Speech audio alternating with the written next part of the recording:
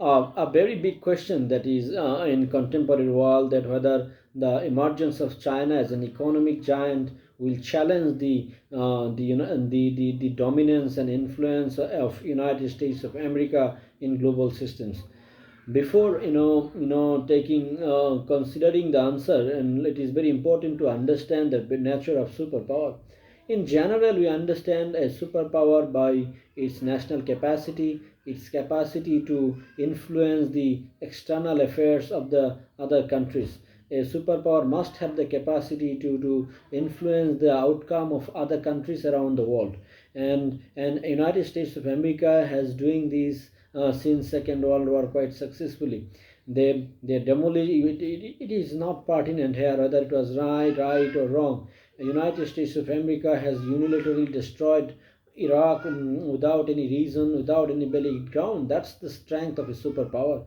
And we see the way Afghanistan was destroyed and attacked, and in the name of Islamic terrorism or Al Qaeda, something like that. So, and they were unchallenged. In fact, they used the Pakistani soil and to kill Osama bin Laden. So, and to attack Afghanistan. So, and this is the strength of a superpower. To be a superpower, you have that guts, you have that capacity to influence any parts of the world without any major interventions or any major problem.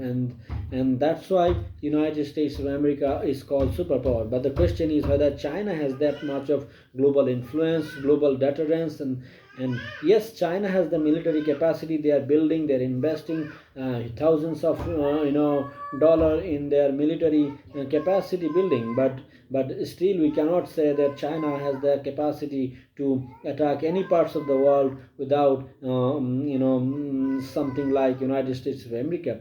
Rather, China is exposed himself. They are non-violent, they are peace loving, they are only striving for economic growth. They will not engage in military confrontations with any other country. So, and this is the Chinese exposure. So it does not meet with this the United States of America's superpower status. The second thing that I want to tell here is that to be a superpower, a country need to have an axis of alliance or axis or block of some powerful countries, so that that some powerful countries will show their allegiance to that particular superpower.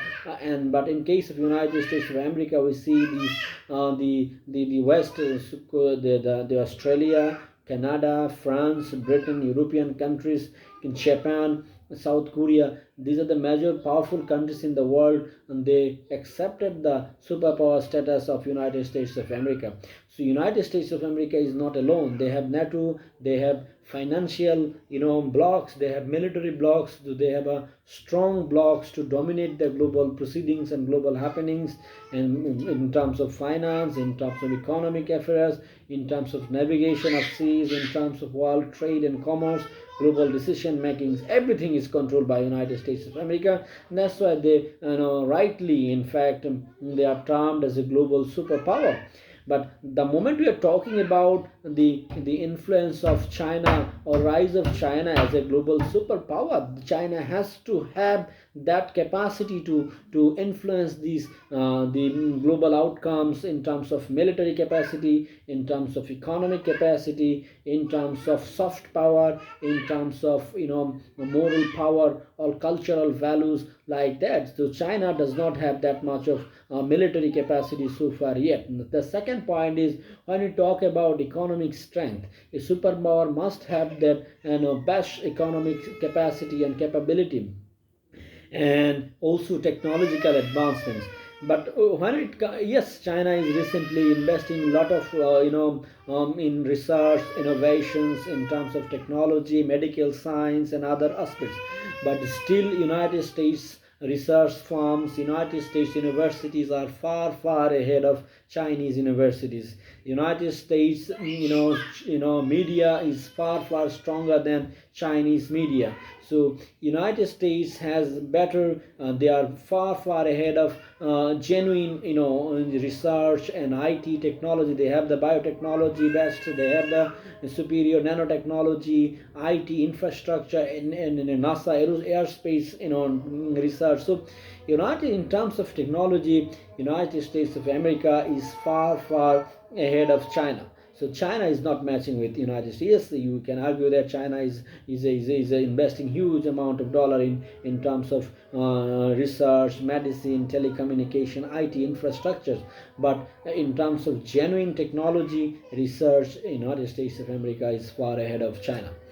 And another very important aspect, that is, to be a superpower, you have to have the friendly nations, you have to have trusted allies and blocks, so that that can be a deterrent to the other countries. But when we're talking about United States, that is, they have NATO, they have European Union, they have Canada, they have Japan, they have Australia, they have India, they have South Korea. So there are a lot of countries is under the alliance of United States of America. And on the other hand, we have seen that the China is alone. They have no trusted in their neighbors. Common neighbors is India, their common neighbors is North Korea and Japan and South Korea. They are against, and in China has a long-standing dispute with India, and this is a big problem for China. They have South China Sea, Yellow Sea. They have dispute with Japan, and that's why this China has not made that aspect capacity to be a superpower. They do not have friendly neighbors all around. They have 14 countries, and they have a hostile relationship with most of the countries with their neighbors. So China will not be able to be a superpower. That's another aspect of superpower, that to be a superpower must have financial control over global financial institutions. We see that the IMF, World Bank, United Nations, all the all major financial institutions are controlled and run and dominated by the United States of America. Yes, China is try to build alternative global financial institutions like NDB, Asian Infrastructure Bank, and New Development Bank, or BRICS, or Belt and Road Initiatives. But we have not seen any major success of these organizations that can challenge or deter those institutions that are dominated by the United States of America. So from that perspective, China is not matched with the United States of America. And another aspect that is very important, because United States have a media dominance all over the world, and China does not have that capacity. They have the dollar, US dollar benefits that Chinese renminbi or does not have that exposure in global market. And another point is, United States has the control over major intellectuals on all over the world. They have a loyal intellectuals, they have a loyal think tanks and independent research organizations and media partnerships with most of the countries around the world. And China, some extent has, but not that much of United States of America. And if you see the control over major seas, United States of America has many military naval presence all over the world, across Atlantic, Pacific, Indian Oceans, and Arabian Ocean, Red Sea. Everywhere United States of America and their allies have presence. NATO have their own presence all over the world. But China, yes, there are trying to making a footprint to many parts of the world, but not that much of United States of America. So still the question of whether China will emerge as a superpower, it is not that much feasible, not that much viable. But China you can treat as a major power in the world system, rising power, but they are not the superpower. Thank you so much.